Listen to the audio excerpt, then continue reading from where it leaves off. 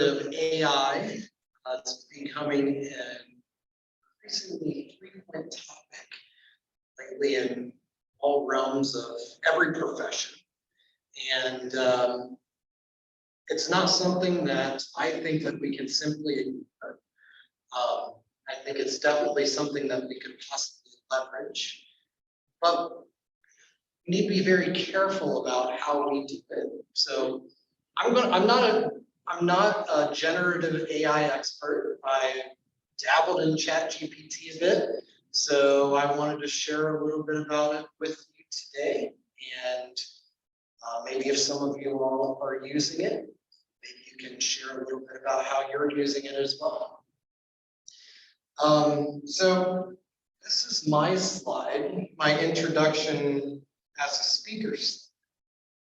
And I'll go ahead and read it to you. With a wealth of experience in continuity management, crisis management, resiliency programs, Zach brings expertise to the field, currently serving as a consultant at Nationwide Insurance. Zach plays a pivotal role in providing invaluable guidance on the design, development, oversight, and administration of the business and technology recovery strategies. I could go on and keep on reading this, but the point that I wanted to bring here is that I didn't write any of this. This is all generated from ChatGPT. Accurate? It is all accurate. However, I did help it out a bit. I told it my name. I told it my current job. I told it what I would be doing today. And I gave it a little bit of a background about, who my family is, what we like doing for fun, just for kicks and giggles. And this is what came out. It's not too bad. So what is ChatGPT? Well, I asked ChatGPT this, and ChatGPT is a conversational AI model that's developed by OpenAI. It uses the transformer architecture, and it was trained on large amounts of text to generate human-like responses, and it is used for various applications such as customer support, virtual assistants, and interactive dialogue systems. Now, ChatGPT uses a heck of a lot of data.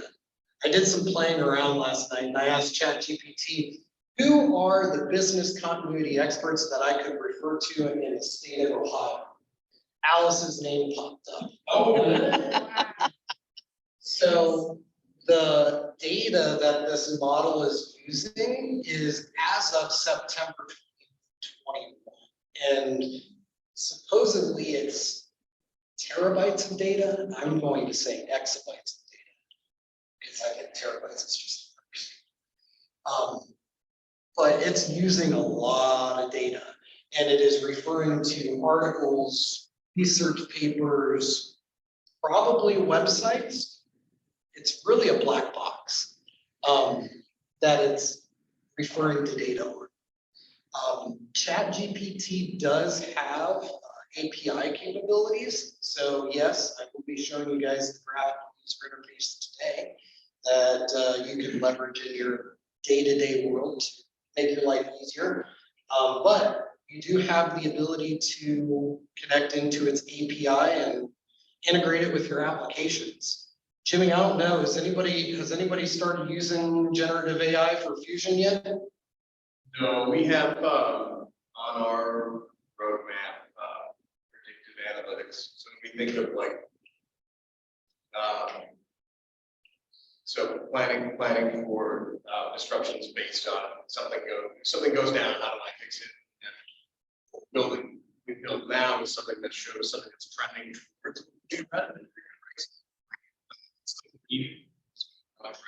The third iteration of that is called predictive analytics. Use AI, number crunching millions of data points to find things that. Gotcha. So yeah, I see generative machine learning, all kinds of things that are going to come in our near future. Obviously, there are many concerns around it.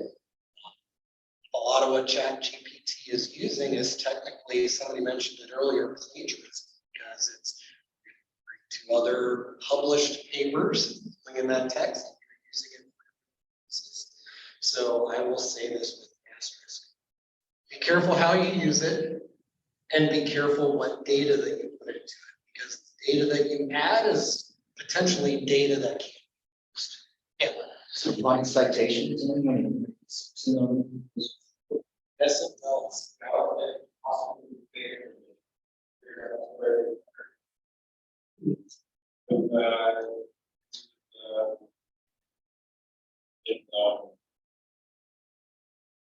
Crazy.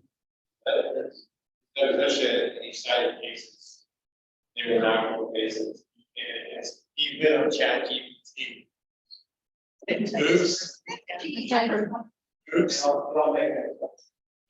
Yeah, but to that end, Lexus has come out with Lexus AI, Well, where we're using, well, we've always had artificial AI and machine learning in our, back in our products, but we've actually come out with a product for our lawyers. There's a lot of companies. I know some airlines that have their own. Yep. That's not going away. It's just, I mean, there's Yeah. so many sites, like there's sites out there, like even the hard way creates flashcards. that you can use. I mean, there's just, I have all those items. Yeah, it's mind blowing.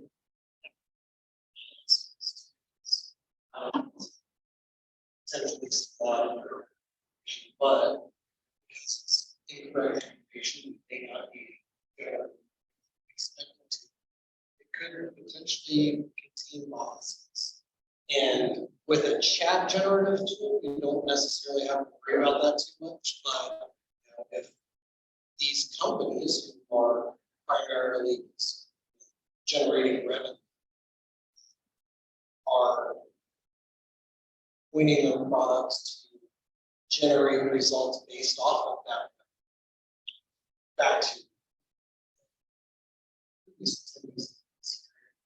you can end up in some may not be ethically looking out for our customers. You have to be very careful about how we use it.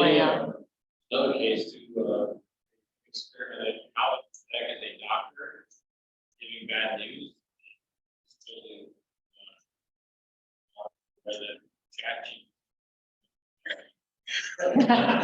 that case.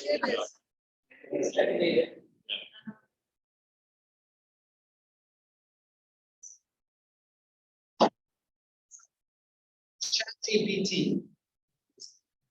Like I said, be careful how you use it, what you put into it, and fact check your data. So getting to ChatGPT, you go to chat.openai.com. You can log in or sign up using your Google, Microsoft, or Apple account, which makes it super easy. However, if you're going out there experimenting and you don't want it to learn about yourself because you're way about it, you can use 10minutemail.com. They don't have a block on that yet for their domain.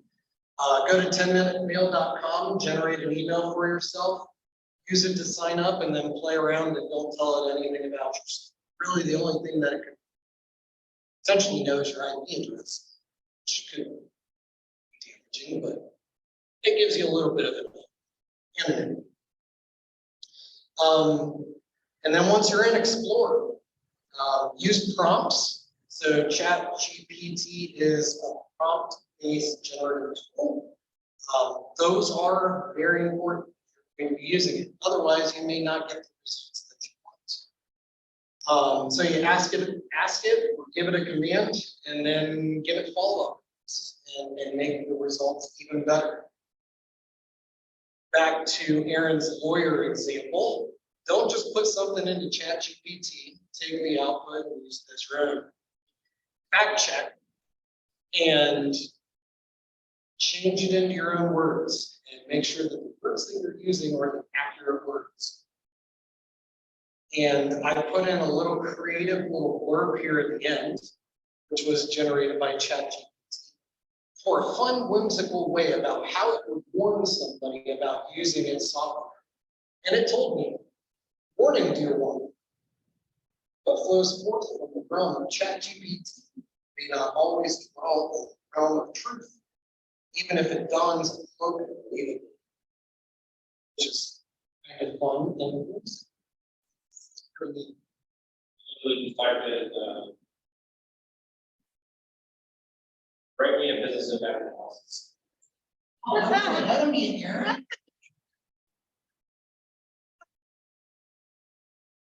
Yes, so quick demo. So I won't use business impact analysis. It's Aaron Oregon. So let's use, why don't we have it generate? And let's hope that it's working. One of the things about ChatGPT is it's going to be based off of usage. So if there are a bunch of people using it, sometimes you can't get in. Now you can pay for the elevated service. It's $20 a month, and it gives you constant access to ChatGPT, which is really cool. I don't pay that because it's a service that's free, so if it's not available, I'll come back later. That's bad. Yeah, if you want it to be available for you at all times, you can't pay the $20. Otherwise, it's. I'm gonna see if I can find this. Yeah.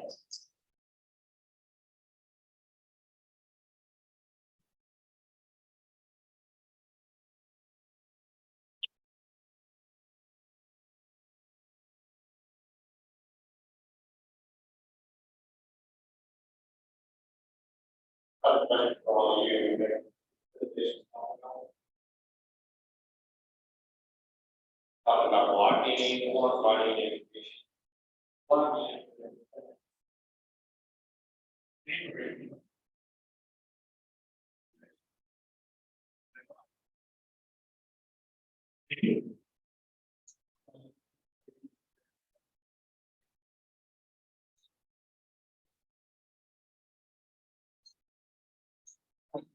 We've got that. Right. It's, well, and from a product perspective, it only uses our own data. It doesn't go to. Go out to the net. We're doing products based on our own content, our in-house content. But, yeah, we have responsible AI guidelines. So they they want the engineers to play, but they put guardrails around. That's kind of what. Here are the things to think about. Just think about all areas of all things. Yeah, Water. yeah, because you've opened up a window for people to come explore, or you may not want them to explore. Right, so I'm gonna put in here, write me a walkthrough / tabletop business recovery exercise for a regional retail company. And I've not given it any data whatsoever. On the left-hand side, this navigation bar, every single one of those that you open that's a new chat, it will operate off of all of the information contained within it. So if you don't want to share information between your vendors, you can create new tabs as you like. I have this personal dump file, I guess, if you will, where I just throw all kinds of stuff into that I just want to add to my machine, and it just gets smarter and smarter over time. So this has all kinds of data in it. But anyway, I created this new one here for our specific purposes, and I've asked it to create a walkthrough tabletop exercise for a regional retail company. Did a pretty good job. The objective of the tabletop exercise is to stimulate a business scenario. The scenario is a major national disaster, which could be a hurricane, earthquake, or flood. And it's kind of, giving me directions on how maybe I could perform that walkthrough exercise with that. That's not necessarily what I wanted it to do. I kind of wanted it to give me the scenario-based exercise for that retail. So what went wrong here? Like I said, ChatGPT operates off prompts. So you can customize this using multiple things. You can change its tone. You can ask it to be formal, casual, informative. Did it just stop? Yeah.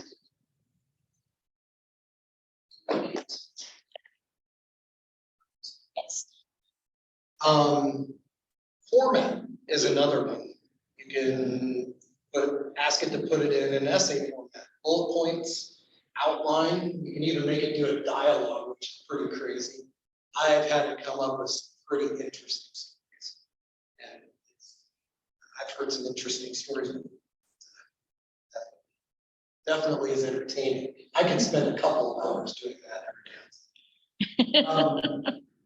You can tell it to act as a certain person. So if you wanted, so specifically, it was acting as maybe a CPO leader that's probably giving advice to a member to say, hey, here's how you might want to run a walkthrough exercise.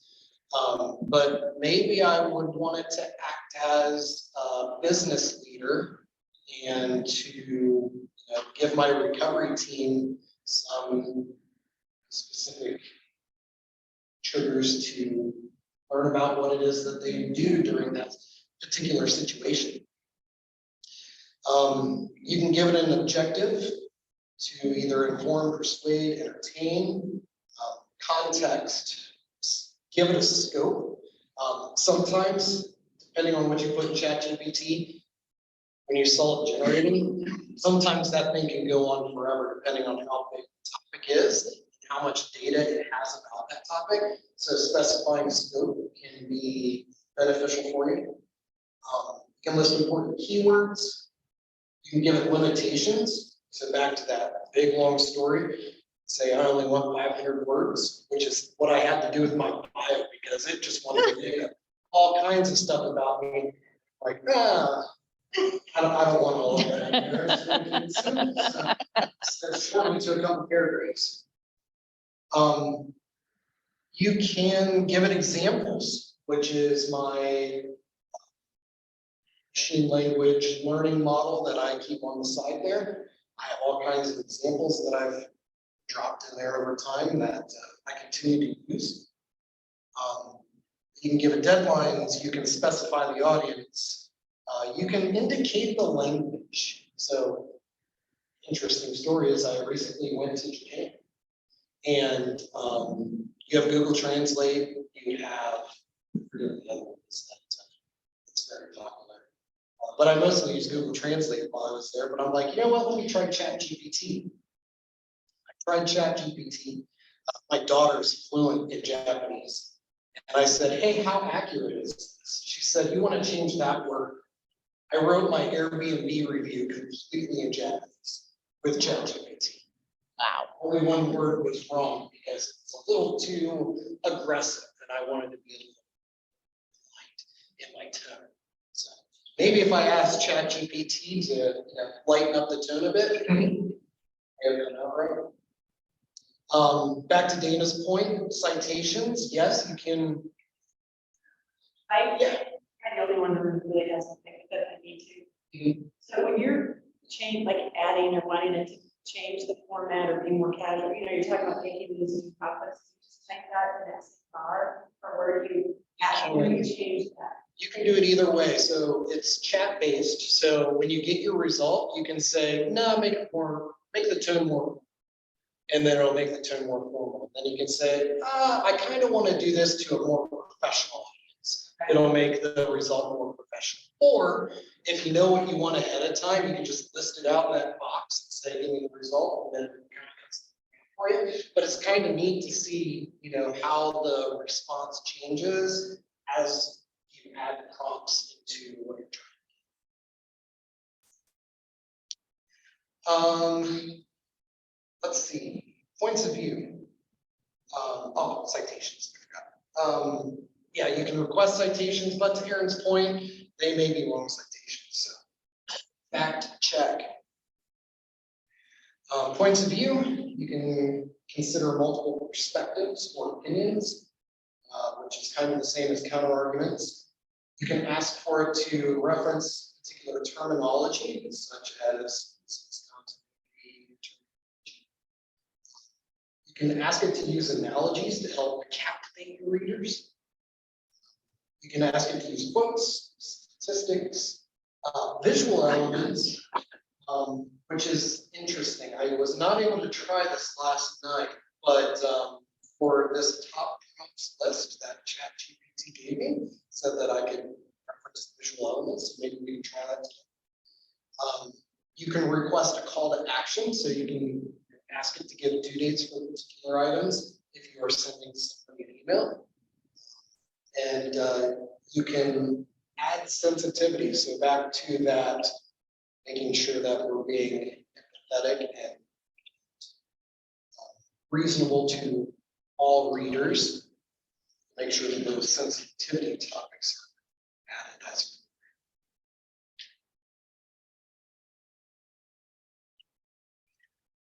So we'll come back to this. Yes, I did use it for the CPO Summit.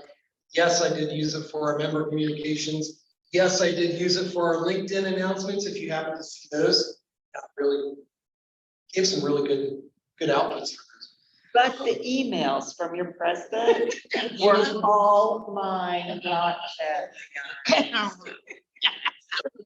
That Jody spent maybe an hour and a half working because I was done in 15 minutes. Mine was definitely more.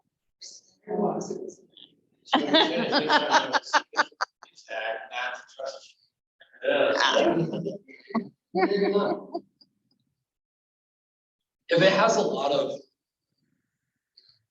if it's a generic response that I just want to get out quickly, I'll a lot of times throw it in ChatGPT because it makes it simple and it makes it kind, because some of my communications can be very short because I'm trying to get to the point, get on with the day.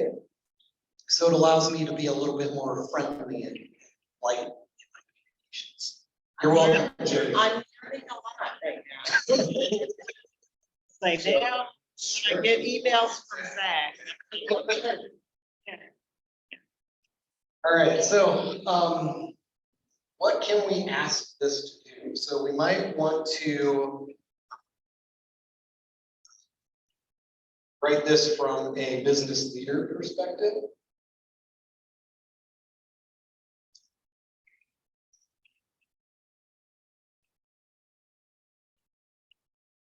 We take sneeze or dialogue.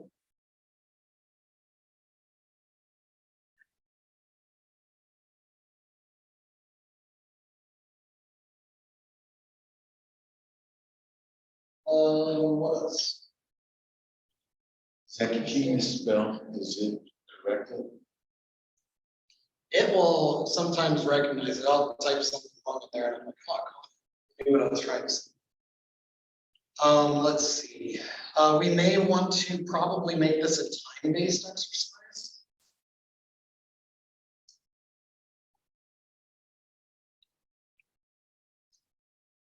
What else do we want to do?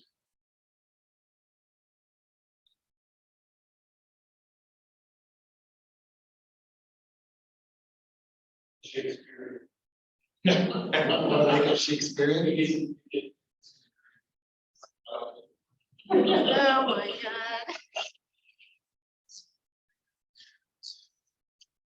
Let's try it. See what happens.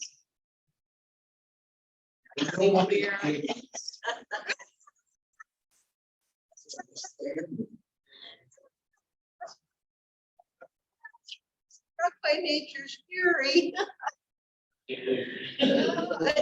This unparalleled might.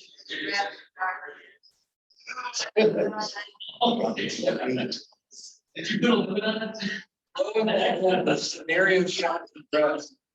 You know, Shakespeare is long-winded, right?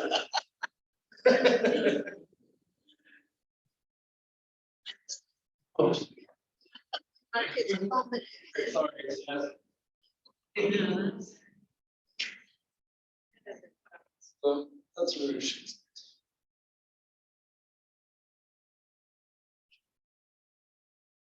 And it's not getting rid of the Shakespeare. So sometimes it gets stuck in its algorithm. Yeah, let's stop generating. Did it just made it very. Up here. And.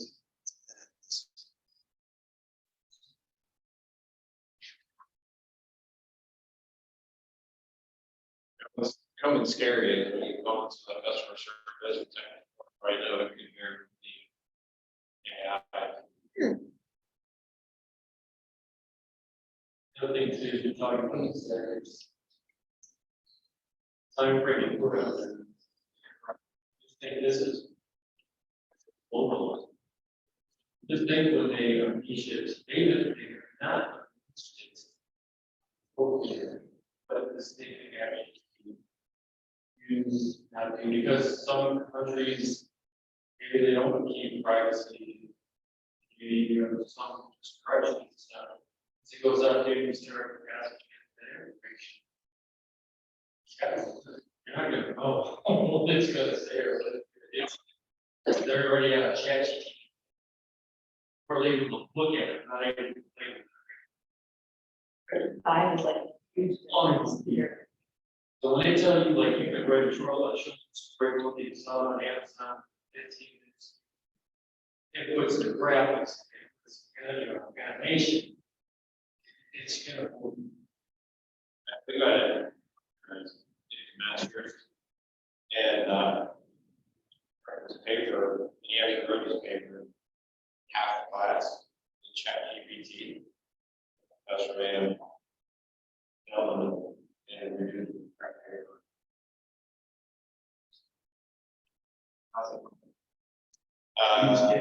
With citation for where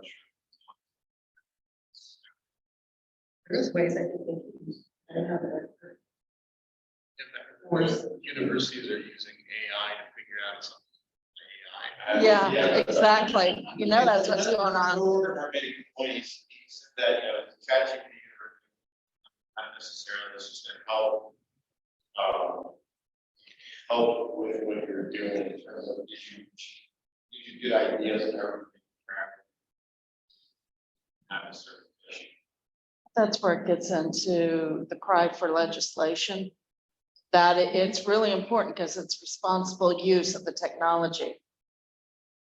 It's almost similar to, or some people said that it's not going to be price. Call bullshit on that. Yeah. Oh, yeah. Like driverless cars. Well, that's right. But you still, that's not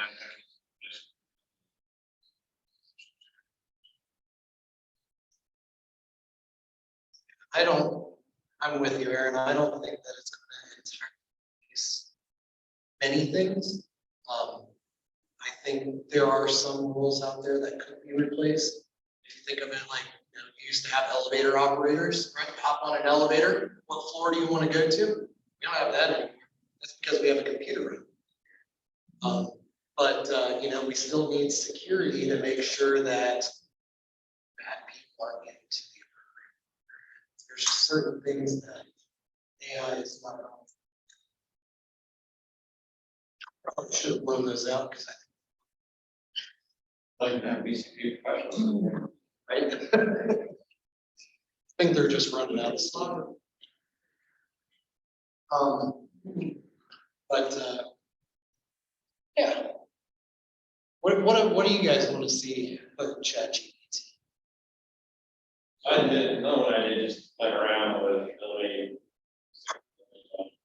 a BCP. So it gave me ideas for each slide deck.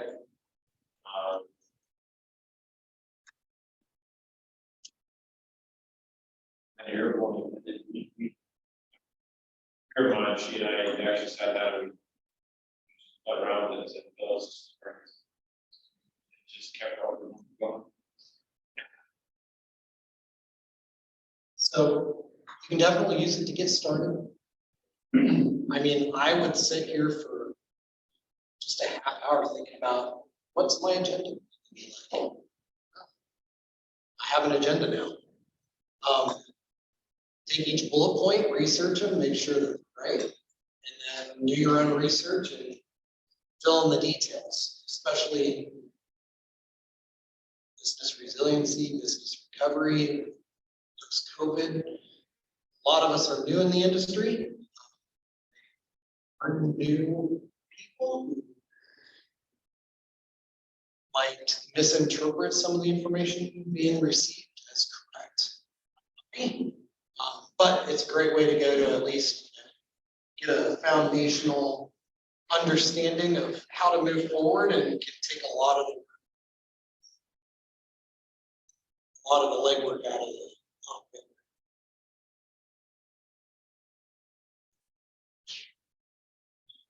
Now the fire will be.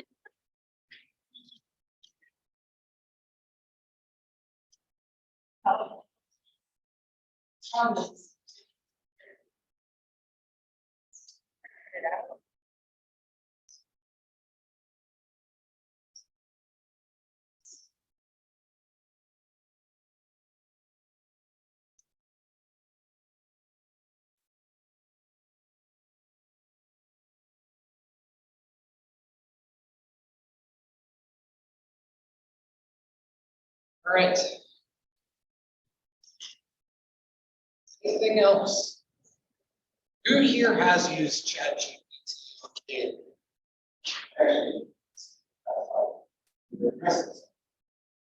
Nice. Anybody see how else they might use ChatGPT, or is anybody else doing anything with any of the other AI?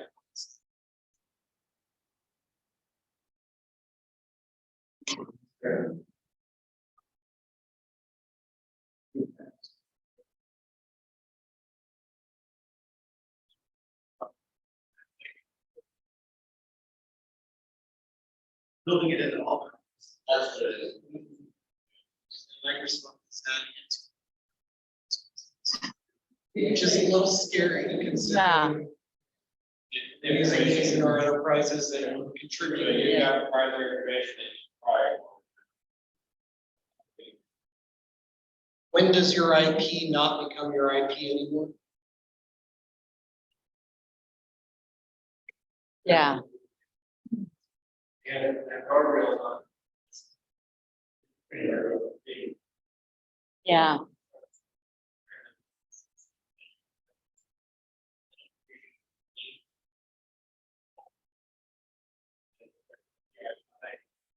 yeah.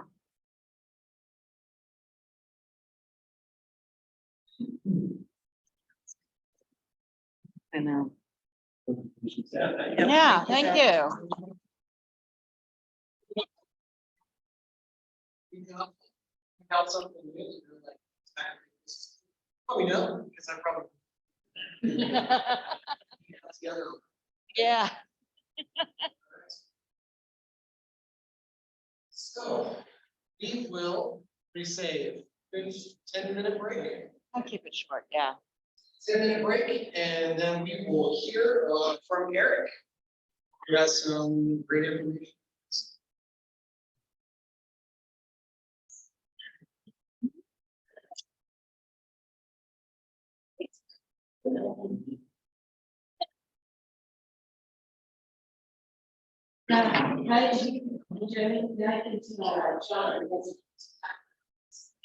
Yeah.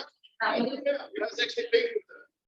say hello on, you know, he got to, laptop, so the game. Oh, fantastic. I knew it was good for you. Yeah. Wait. Okay, now my break now. CPO baby.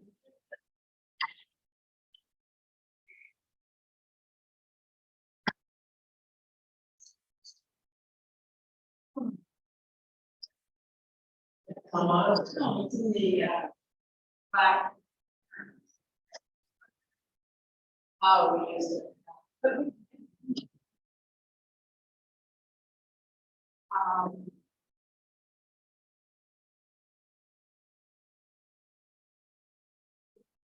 Right.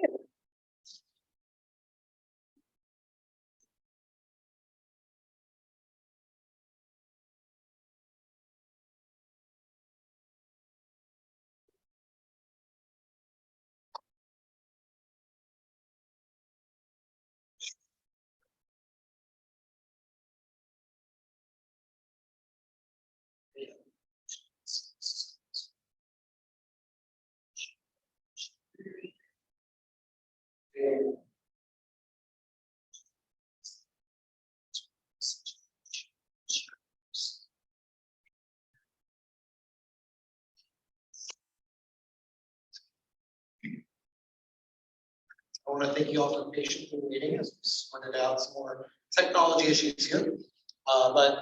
Next up, we have Eric Ekman. He is the regional manager for the Midwest for Stratus Technologies. He's held several positions over his 30+ year career, providing various technology solutions for compute, backup, and recovery.